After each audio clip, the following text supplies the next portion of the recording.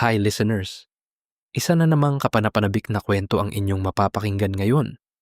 Bago tayo magsimula, huwag kalimutang mag-subscribe sa aming channel at i-click ang notification bell para lagi kayong updated sa aming mga bagong uploads. Malaking suporta ito sa amin at malaking tulong para makagawa pa kami ng mas marami at mas di kalidad na content para sa inyong lahat. Maraming salamat at simulan na natin ang ating kwento. Umupo na kayo, mag-relax, at ihanda ang inyong sarili sa isa na namang kwentong tiyak na magdadala sa inyo ng iba't ibang emosyon. Hi, ako si Andrew, 27 years old. Isa akong online freelancer at kasalukuyan akong kumikita ng mahigit 200,000 kada buwan. Honestly, this year ko lang na-achieve ang 6-digit monthly income. Kung tatanungin mo ako, ilang taon ang hinintay ko para marating ito, sobrang dami. Kaya hanggang ngayon, parang hindi pa rin ako makapaniwala. I'm just so thankful na nagbunga rin sa wakas ang lahat ng pinagdaanan ko. Those sleepless nights, the countless rejections, the moments I doubted myself, yung mga panahong gusto ko nang sumuko dahil pakiramdam ko wala namang nangyayari. There were days na sobrang pagod na ako, pero pinipili ko pa ring bumangon at subukan ulit.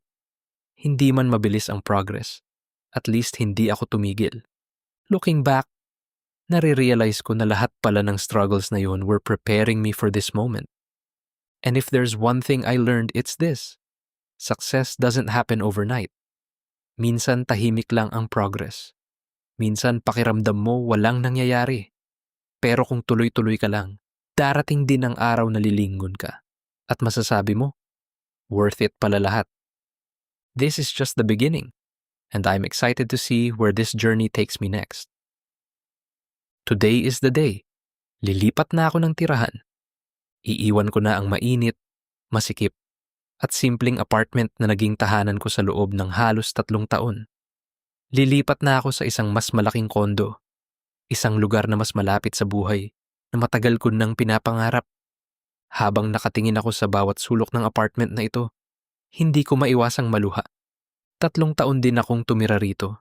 3 taon akong nagtiis sa init, sa sikip, at sa mga araw na pakiramdam ko, wala nang mangyayaring maganda sa buhay ko. Pero sa kabila ng lahat, naging tahanan ko pa rin ito. Dito ako umiyak. Dito ako umuwi pagkatapos ng mahihirap na araw.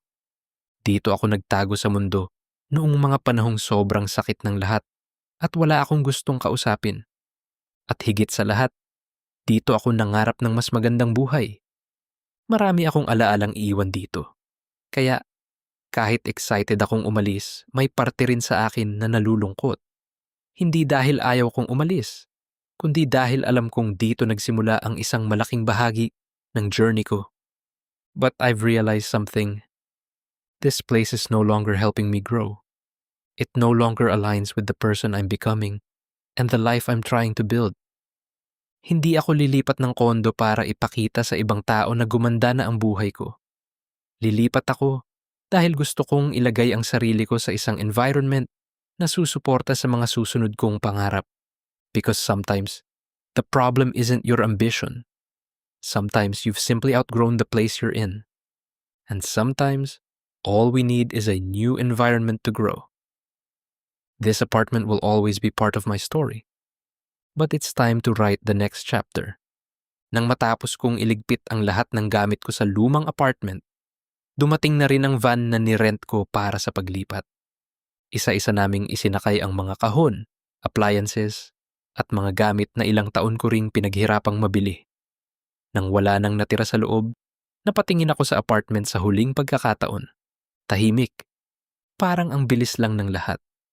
Ibinigay ko na ang susi sa landlord, nagpasalamat ako, at tuluyan nang umalis. Habang papalayo ang van, nakatingin lang ako sa bintana. Hindi ako nalulungkot dahil aalis ako.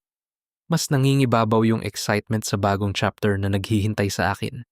Pagdating ko sa bago kong place, ilang segundo akong natulala. Mas maliwanag, mas maluwag, mas tahimik. Huminga ako ng malalim habang pinagmamasdan ang bawat sulok ng kondo. Ang tagal kong inimagine ang moment na ito.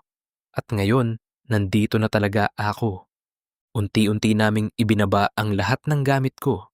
Nakakapagod, pero kakaiba ang saya. Bawat kahong na ipapasok sa loob ng kondo, pakiramdam ko mas lalo kong inilalapit ang sarili ko sa buhay na matagal ko nang pinapangarap. Napangiti na lang ako. Ito na yun. Bulong ko sa sarili ko. For the first time in a long time, I felt like I wasn't just moving into a new home. I was moving into a new version of myself.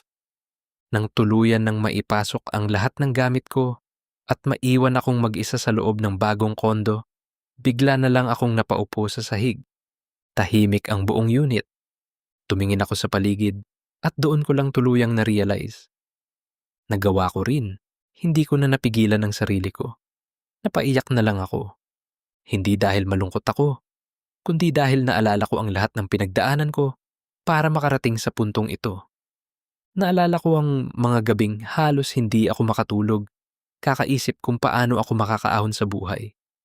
Ang mga panahong punong-puno ako ng self-doubt. Ang mga pagkakataong gusto ko nang sumuko, pero pinili kong lumaban kahit pagod na ako. Lahat ng hirap, lahat ng luha, at lahat ng sakripisyo, parang sabay-sabay bumalik sa isip ko. Habang tumutulo ang luha ko, napangiti rin ako. Because this wasn't just about moving into a new condo. This was proof that my life was finally moving forward. Tahimik akong nagpasalamat. Thank you, Lord. At sa unang pagkakataon pagkatapos ng napakahabang panahon, naramdaman kong ligtas na ulit akong mangarap ng mas malaki. Dahil sa sobrang saya at excitement ko, hindi na ako mapakali. Napagdesisyonan kong umakyat sa rooftop ng kondo. Alam kong maganda ang view doon at sakto ring papalubog na ang araw. Unti-unti nang dumidilim ang paligid, kaya gusto kong makita ang city lights na unti-unting nagsisindihan. Pagdating ko sa taas, huminto muna ako. Huminga ako ng malalim habang nakatanaw sa skyline. Habang lumalalim ang gabi, isa-isang nagliwanag ang mga ilaw ng mga gusali at kalsada. Ang dating maingay na syudad ay parang naging isang napakagandang tanawin mula sa kinatatayuan ko. Napangiti na lang ako. Noon, pinapangarap ko lang ang magkaroon ng ganitong klaseng view. Ngayon, ilang hakbang lang mula sa unit ko, narito na ako. Pinagmamasdan ito habang tahimik na nagre-reflect sa lahat ng nangyari sa buhay ko. Hindi ko na malaya na may mga luha na naman palang tumutulo. Hindi ito luha ng lungkot. Luha ito ng pasasalamat. Minsan, kailangan mo lang talagang lumingon sa pinanggalingan mo para mas ma-appreciate kung gaano ka na pala kalayo ang narating. Narito ang mas natural at mas Umupo ako sa isang bench para namnamin ang katahimikan. Tahimik lang akong nakatanaw sa city lights habang pinapakinggan ang malamig na hangin na dumadaan. Wala akong iniisip. Gusto ko lang i-enjoy ang moment. Maya-maya, napansin ko ang isang lalaki na nasa hindi kalayuan sa akin. May kasama siyang 2 pusa. Hinahayaan niyang maglakad-lakad ang mga ito sa rooftop habang maingat niya itong binabantayan. Paminsan-minsan, nilalaro niya ang mga pusa gamit ang maliit na laruan at kitang-kita kung gaano sila kasaya sa pagtakbo at paghabol dito. Napangiti na lang ako habang pinagmamasdan sila. Ang cute nilang tingnan. Halatang mahal na mahal niya ang mga alaga niya at ramdam mo rin kung gaano komportable at kampante ang 2 pusa sa presensya niya. Hindi ko na malayang ilang minuto na pala akong nakatingin sa kanila. Habang pinagmamasdan ko sila, biglang kumaripas ng takbo papunta sa kabilang side yung isang pusa. Sa isang iglap, nagbago ang ekspresyon ng muka ng lalaki at mukha siyang kinakabahan. "Uy, Nami!" Sigaw niya habang mabilis na hinahabol ang pusa niya. Mukhang nagulat ito sa kung anuman ang nakita o narinig. Dere-derecho ang takbo ng pusa papunta sa bahagi ng rooftop na mas delikado. Kahit may harang, halatang nagpanik ang owner dahil baka may mangyaring hindi maganda. Nag-react agad ako. Mabilis akong tumayo at hinarang ang dinaraanan ng pusa, tapos binuhat ko ito at niyakap ng bahagya para hindi na makatakbo ulit. Nagpupumiglas pa ito sa una, Pero ilang segundo lang ay kumalma rin sa mga bisig ko. Sakto namang nakalapit ang owner nito, halatang hinihingal sa kakahabol. Napahawak siya sa dibdib niya at napabuntong hininga. Grabe. Salamat. Akala ko talaga tatalon na siya, sabi ng lalaki. Ngumiti lang ako habang inaabot sa kanya ang pusa. Buti na abutan natin, sabi ko. Pareho kaming napatawa, habang ang pusa naman ay parang walang kamalay-malay sa nangyayari. Thank you, sabi ng lalaki. You're welcome. Ang cute ng mga pusa mo, sabi ko. Oo nga eh, parang mga anak ko na ito. Sagot niya sabay mahinang tawa. Yumuko siya at marahang hinaplos ang ulo ng dalawang pusa. Kitang-kita kung gaano niya ito kamahal. At doon ko lang napansin na gwapo pa kang itong lalaki na nasa harap ko. Ang kinis ng muka, ang tangos ng ilong, ang ganda ng jawline. At ang tangkad pa, tapos manly na manly. Ilang segundo pa kaming nagpalitan ng ngiti bago niya ako muling tiningnan. Pagkawala niya sa paningin ko, napailing na lang ako at napatawa ng mahina. Mauna na kami. Salamat ulit ha, sabi niya. No problem. Ingat, sagot ko. Bagong lipat ko pa lang dito, pero meron na agad akong crush. Bulong ko sa sarili ko. Mukhang hindi lang bagong tirahan ang nahanap ko ngayong araw. May bago rin pala akong simpleng dahilan para ma-excite sa bawat pag-akyat ko sa rooftop. Hanggang ngayon, naninibago pa rin ako sa bagong environment. Pero unti-unti ko na rin itong nararamdamang tahanan. Ang sarap sa pakiramdam na umuwi sa isang lugar na tahimik, maluwag at komportable. Habang inaayos ko ang routine ko sa bagong place, naisip kong yayain ang kabembang body ko na si Marlon na pumunta rito sa kondo. Sa Makati pa kasi siya nakatira at mas malapit na ako sa kanya. Sa Marikina pa kasi ako before and madalas sa Cubao kami magkita. Ngayon nasa Mandaluyong na lang ang place ko. Hindi na namin need mag-check-in para magbembang. 2 linggo na rin kasi nung last na bembang namin at tuyong-tuyo na ako. Gusto ko na madiligan. Malapit ka na sa akin. Hindi na hostel magbiyahe para makapagbembangan tayo. Natatawang sabi ni Marlon habang naglalakad kami sa hallway papunta sa unit ko. Kaya nga eh, may place na. Sagot ko. Wawasakin kita. Sabi niya. Gusto ko yan. Sagot ko tapos medyo napatawa ako. Habang papalapit kami sa unit ko, may biglang bumukas na pinto sa katabing unit. Napalingon ako at halos mapahinto ako sa paglalakad. Yung lalaking nakilala ko sa rooftop. Yung may alagang 2 pusa. Sandali kaming nagkatitigan at mukhang nagulat din siya nang makita ako. Pero nagnangitiin kaming 2. Bago pa kami tuluyang makapasok sa unit ko, hindi ko napigilang sumulyap sa kanya sa huling pagkakataon. Pero paglingon ko, nagulat ako. Nakatitig din pala siya sa akin. Mabilis kaming nagkatinginan. Pareho kaming napangiti. Pero halos sabay din kaming umiwas ng tingin na parang nahuli sa akto. Napangiti na lang ako habang ipinapasok ang bisita ko sa loob ng unit. O baka pareho lang kaming curious sa isa't isa. Grabe, ang sarap talaga ng tarob mo, sabi ko kay Marlon matapos niya akong ibembang. Inipon ko talaga lahat ng katas ko para sa'yo, sabi niya. Loko ka, sabi ko habang natatawa. Pareho kaming nakahiga sa kama at pagod na pagod pa dahil sa ginawa namin.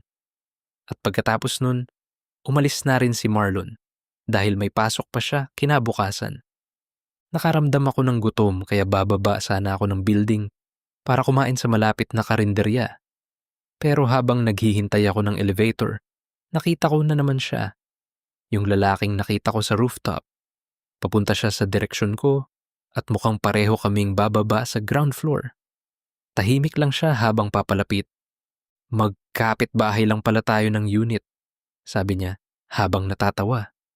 Oo nga eh, kamusta naman yung 2 cute mo na pusa? Tanong ko. Okay naman sila. Ayun, iniwan ko silang natutulog. Bagong lipat ka lang ba sa unit na katabi ko? Hindi kasi ako madalas lumabas so hindi ko nakikita yung mga tao dito sa floor.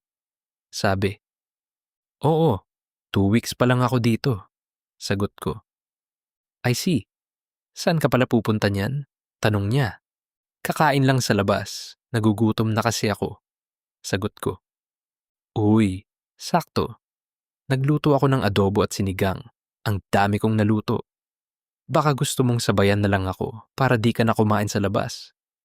Tanong niya. Wow, talaga? Pero nakakahiya naman. Sabi ko, sabay kamot sa ulo. Okay lang. Mag-isa lang naman ako sa unit ko. Ang dami ko talaga naluto. Thank you ko na rin sa'yo kasi pinigilan mo yung pusa ko mapunta sa kabilang side ng rooftop nung nakaraan. Sabi niya na medyo natatawa. Sige na nga, namiss ko rin kumain ng adobo at sinigang. Sagot ko. By the way, I am Denver. And you? Tanong niya.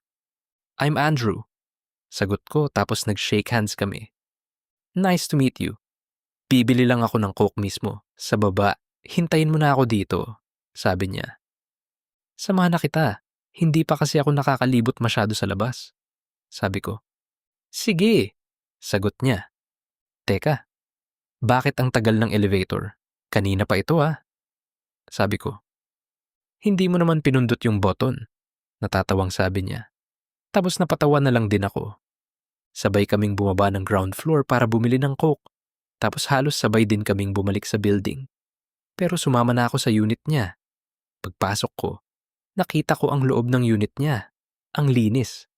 As in, wala kang makikitang kalat. Yung mga furniture niya, simple pero ang gaganda. Parang maingat na pinili isa-isa. May konting minimalist vibe, pero hindi malamig sa pakiramdam. Asan yung mga pusa mo? Tanong ko. Nandun sa kabilang room. May sarili silang room. Sabi niya habang natatawa.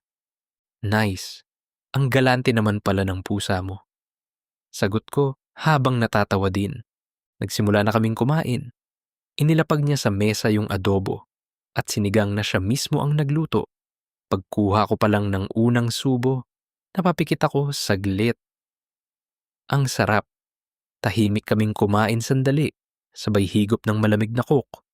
Paminsan-minsan nagkakakwentuhan kami. At pagkatapos ng araw na yun, parang biglang naging natural na lang ang lahat sa pagitan naming dalawa. Naging malapit kami sa isa't isa. Minsan, ako naman ang nagdadala ng pagkain sa kanya. Kakatok lang ako sa unit niya. Nagtimpla ako ng kape.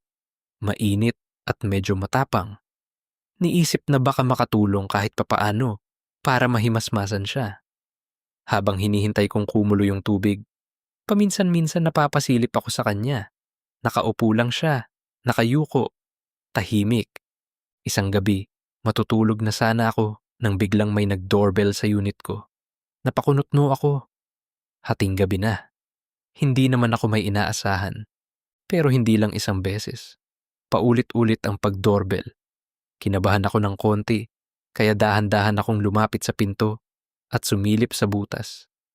At nakita ko si Denver. Agad kong binuksan. Pagbukas ko pa lang, halos sumandal siya sa pinto. Mukha siyang pagod at halatang wasted. Amoy alak siya at magulo ang buhok. Okay ka lang, Denver? Tanong ko. Pwede ba? Dito muna ako. Mahina niyang sabi. Hindi na ako nagdalawang isip. Inalalayan ko siya papasok ng kondo at dahan-dahang pinaupo sa sofa. Halos hindi na siya makapagsalita ng maayos, kaya mas lalo akong nag-alala. Ano bang nangyari sa'yo? Tanong ko. Tapos inabot ko sa kanya yung kape at kinuha naman niya ito at dahan-dahan na uminom. Wala. Uminom lang ako mag-isa. I felt sad. Tapos nawala ko yung keycard ko. Hindi naman ako matutulungan ng admin. Wala daw silang way na buksan yung unit ko. So, I needed to look for someone outside who can unlock my door. Sabi niya. So kaya ka pumunta dito? Sabi ko. Oo. Sagot niya. Gets. Okay lang na dito ka muna matulog. Sagot ko. Hahakbang sana ako papunta sa banyo nang bigla niyang hinila ang braso ko. Kaya napatingin ako sa kanya. Bakit? Tanong ko. Nagiinit ako. Gusto ko tumira. Sabi niya. Nagulat ako sa sinabi niya. Hindi ko alam ang sasabihin ko. Alam ko lasing lang siya, pero nakaramdam din ako ng kung anong init sa katawan ko. Lasing ka lang, sagot ko. Medyo natatawa pa ako. Medyo lang. Pwede ba kita tirahin? Tanong niya, tapos hinawakan niya yung private part niya sa harap ko. Hindi ko alam ang sasabihin ko. Bigla akong nanghina. Parang may nagko-control sa akin. Nakatingin lang ako sa kanya. Patuloy niya akong inaakit hanggang sa bumigay na ako at lumuhod sa kanya. Hindi ko na inisip kung tama ba o mali. Sa sandaling yon, ang alam ko lang, nagiinit na rin ako. At doon, meron nangyari sa amin na dalawa. Hindi ko inaasahan na aabot kami sa ganito ni Denver. Tahimik akong nakahiga, nakatingin sa kisame, habang pilit kong inaayos sa isip ko ang lahat ng nangyari. Hanggang ngayon, parang hindi pa rin nagsisink in na nabembang ako ni Denver. Hindi ko siya makitaan ng kabaklaan at maamoy kung katulad ko siya. Kaya akala ko lalaki talaga siya at walang bahid. Kinabukasan, nang magising si Denver, naalala pa rin niya ang nangyari sa amin. Sinabi niya na nag-enjoy daw siya. Sobrang galing ko daw at ang sikip ng aking butas. Matagal na raw noong huli siyang may nakabimbangan na kapwa lalaki. Yung last na experience niya ay sa ex niya na lalaki. Inamin din niya sa akin na pumapatol siya sa lalaki at sobrang trip daw niya ako nung makita niya ako sa rooftop. Nagulat ako sa mga sinabi niya at tinanong pa niya ako kung pwede daw ba namin ulitin yung bembang namin. Siyempre, pumayag ako. Naging bembang body kami ni Denver. Dahil sa nangyari sa amin ni Denver, mas lalo kaming naging malapit sa isa't isa. Madalas na siyang pumupunta sa unit ko at ako rin ay madalas bumisita sa unit niya para magpabembang or makipaglaro sa dalawa niyang pusa. Alam mo, sobrang thankful ko kasi dumating ka sa buhay ko. Sabi ni Denver, tapos niyakap niya ako. Magkatabi kami sa kama at kakatapos lang namin magbembang. Bakit naman? Wala naman akong ginagawa. Sagot ko, kasi napapasaya mo ako. Nawala yung lungkot ko. Akala ko hindi na ako makakaramdam ng ganitong saya. Nawalan na ako ng tiwala sa mga tao at pagmamahal. Pero nung dumating ka, unti-unti nagiging magaan ang buhay ko. Sabi niya. Ako din. Thankful ako at dumating ka. Sabi ko. Successful si Denver sa buhay, pero mabigat ang mga pinagdaanan niya. Niloko siya ng ex niya. Nahuli niyang nakikipagbembangan sa iba, yung first boyfriend niya. Sa pamilya naman, hindi rin sila naging malapit. Noong college siya, pinatay ng tatay niya kasama ng mga kaibigan nito ang alaga niyang aso at ginawang pulutan. Kaya matinding galit at sakit ang iniwan nito kay Denver kasi sobrang mahal na mahal niya yung aso niya. Ang mama naman niya ay nalulong sa sugal at nagkaroon ng malaking utang na hanggang ngayon siya ang nagbabayad. Ayon sa kanya, kung hindi niya akuin iyon, posibleng madamay ang mga kapatid niyang babae dahil sa mga pinagkakautangan. Isang mapanganib na grupo ang pinagkakautangan ng mama niya na umabot na sa milyon ng dahil lang sa sugal. Kaya, todo kayod si Denver para maitaguyod ang lahat. Naaawa ako sa kanya kasi nakikita ko din ang sarili ko sa kanya. Sobrang galing niyang magtago ng problema. Gustong-gusto ka na ng mga pusa ko, sabi ni Denver nung lumapit sa akin yung pusa niya na si Lucy. Gusto na ba ninyo maging second daddy si Andrew, Nami at Lucy? Biro ni Denver habang kinakausap niya ang dalawa niyang pusa. Parang tanga to, sagot ko. Oo daw, gusto ka daw nila maging daddy, sabi niya habang natatawa. Hindi ka pa nga sa akin nanliligaw. Sagot ko. Ay, kailangan ko pa ba manligaw? Di ba the feelings is mutual naman? Sagot niya habang natatawa. Parang tanga to. Siyempre, sagot ko na natatawa. Kulang pa ba yung mga effort ko sa'yo? Yung pagluluto ko ng pagkain? Yung pag-aalaga ko kapag may sakit ka? Yung mga bembang na request mo? Yung assurance na binibigay ko? Kulang pa ba yun? Hindi pa ba effort yun? Sabi niya. Lumapit ako sa kanya tapos niyakap ko siya. "Thank you. Sobrang sapat na yun," sabi ko. Pero sa totoo lang, unti-unti na akong nahuhulog kay Denver. Simula nung may nangyari sa amin at mas lalo ko siyang nakilala, lalo akong napalapit sa kanya. Hindi na rin ako nakikipagkita sa dati kong kabady na si Marlon. Lumipas ang mga araw, linggo, at buwan, at mas lalo pang tumindi ang nararamdaman ko para kay Denver. Hanggang sa napagdesisyonan kong sagutin na siya. Nagpaprint ako ng tarpaulin na may nakasulat na, "I want you to be my boyfriend now." At isinabit ko yun sa kwarto ko. Pumunta ako sa unit ni Denver para sunduin siya at ipakita ang nakasulat sa tarpaulin. Ilang beses akong nag-doorbell, pero walang sumasagot. Tinawagan ko rin siya, pero hindi niya sinasagot ang phone niya. Hindi naman siya madalas lumabas dahil work from home siya, kaya bigla akong kinabahan. Agad akong bumalik sa unit ko at kinuha ang extra keycard ng unit niya na ibinigay niya sa akin. Pagpasok ko, malinis ang buong unit. Paulit-ulit kong tinatawag ang pangalan niya, pero walang sumasagot. Hanggang sa lumapit ako sa kwarto niya. Hindi nakalak ang pinto, kaya dahan-dahan ko itong binuksan. Napaupo ako sa sahig sa nakita ko. Nakabikti siya. Wala ng buhay. Nanginig ang buong katawan ko. Para akong nanlambot at hindi makagalaw. Napaiyak ako ng sobra. Hindi ko alam kung anong gagawin ko. Napatingin ako sa gilid at nakita ko ang camera ni Denver na parang nakarecord pa. Dahan-dahan akong lumapit at kinuha iyon. May video siya. Pinindot ko ang play. "Hi, Andrew. I'm sorry kung hindi mo na ako makikita. I'm so sorry kung susuko na ako. Napapagod na ako. Since bata pa lang ako hanggang sa lumaki. I've been through so much pain and I feel like I want to end it now. Yung family ko sa province, na-massacre sila after I stopped paying their debts. Napagod na kasi ako. Lahat na lang napupunta sa kanila. But I regret it. Sana tinuloy ko na lang yung pagbabayad. Baka buhay pa sila ngayon. Kahit may sama ako ng loob sa parents ko, mahal ko pa rin sila.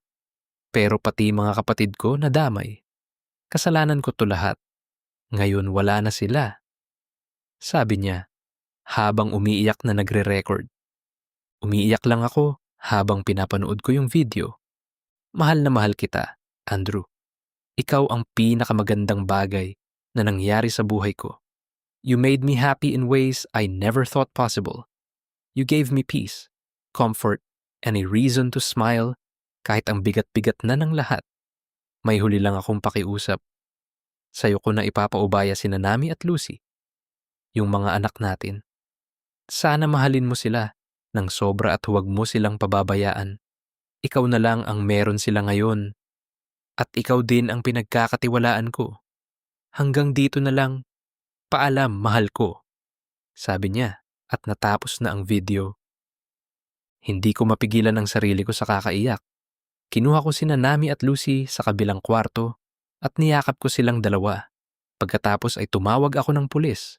Hindi ko matanggap ang nangyari kay Denver. Ang sakit-sakit.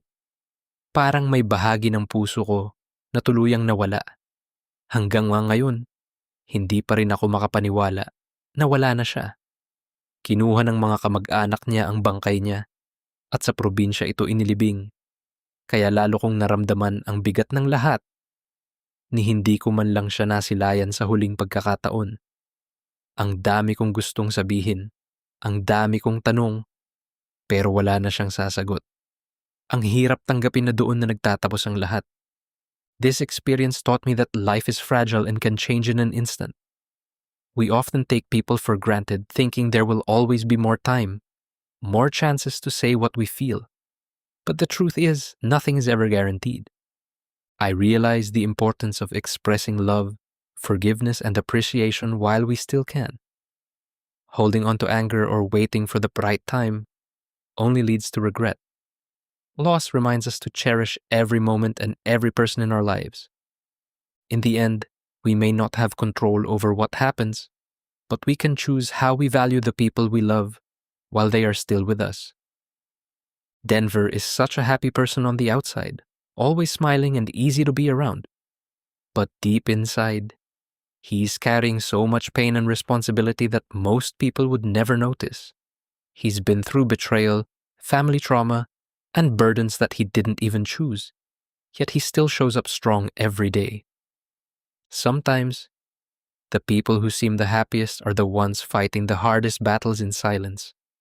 So if you ever meet someone like Denver, be kind. You never really know what a person is going through behind their smile. Kung nakaabot kayo hanggang dulo ng kwentong ito, maraming salamat sa inyong patuloy na suporta. Malaking inspirasyon ito para patuloy pa naming pagandahin at paghusayan ang mga kwentong hatid namin sa inyo. Huwag din kayong mahiyang mag-iwan ng comment. Sabihin ninyo kung ano ang mga nagustuhan ninyo, kung ano ang maaari pa naming pagbutihin, at kung anong klaseng mga kwento ang gusto ninyong marinig sa susunod. At para lagi kayong updated sa mga bagong uploads at behind the scenes ng aming content, i-follow ninyo kami sa X, Instagram, TikTok, Facebook, at YouTube sa The Vibe is Unfiltered. Huwag din kalimutang mag-subscribe at i-click ang notification bell para hindi ninyo ma-miss ang aming mga susunod na kwento. Maraming salamat sa inyong panunood at pakikinig. Hanggang sa susunod na kwento. Dito lang sa The Vibe is Unfiltered.